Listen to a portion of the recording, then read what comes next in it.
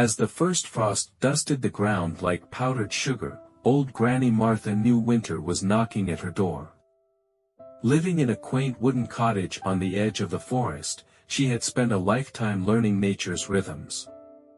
She knew when the birds started flying south and the days grew shorter, it was time to prepare. Wrapped in her thick woolen shawl, Granny Martha stepped outside onto her small porch. The morning air was crisp, carrying the faint scent of pine and earth. The trees, once ablaze with golden and crimson leaves, now stood bare, their fallen foliage carpeting the ground in a crunchy mosaic. She took a deep breath, letting the chill wake her senses. "It won't be long now," she muttered to herself, nodding at the low, gray clouds gathering in the sky. Snow was coming. It was time to get to work. Back inside, her cottage was filled with the comforting scent of dried herbs, baked bread, and pine wood from the fireplace.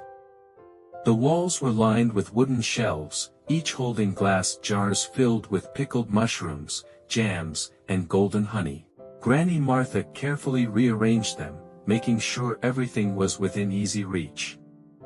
She had spent months collecting berries, drying apples, and preserving vegetables from her small garden. The effort was worth it.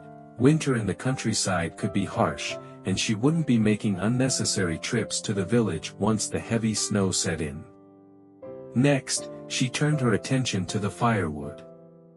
Though her grandson, Peter, had chopped a great pile for her in autumn, she wanted to make sure it was properly stacked. Wrapping her hands in thick mittens, she carried logs inside, filling the old wooden chest near the fireplace. A warm home was a happy home, and she would make sure the fire never went out. By noon, Granny Martha had worked up an appetite. She ladled hot beetroot soup into a bowl, slicing a piece of freshly baked rye bread to go with it. Steam rose from the bowl as she took a spoonful. A black and white cat, Mishka, curled up on a rug near the fireplace. The fire crackled, casting flickering shadows on the wooden walls. The atmosphere was cozy, filled with the scent of warm food and burning wood. The sight reminded her of something: knitting. She pulled out her basket of yarn, selecting a deep blue thread to knit a thick scarf for Peter. He would be visiting soon, and she wanted to have a gift ready for him.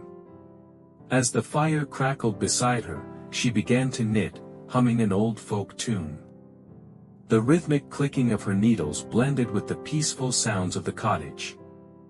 Later that afternoon, she brewed a pot of herbal tea, adding honey and a pinch of dried chamomile from her garden. She sipped slowly, enjoying the warmth that spread through her body. Outside, the snow had begun to settle, blanketing the trees and rooftops in soft white. The world was turning quiet, peaceful. As night fell, Granny Martha lit an old oil lamp, the golden glow filling the room with warmth. She placed an extra quilt on her bed and checked that her cat, Mishka, had curled up comfortably by the fireplace. Winter had arrived, but she was ready. Her pantry was stocked, her home was warm, and her heart was full.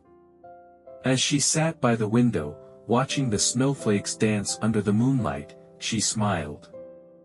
Winter wasn't just a season to endure, it was a season to embrace. Like, share and subscribe for more stories.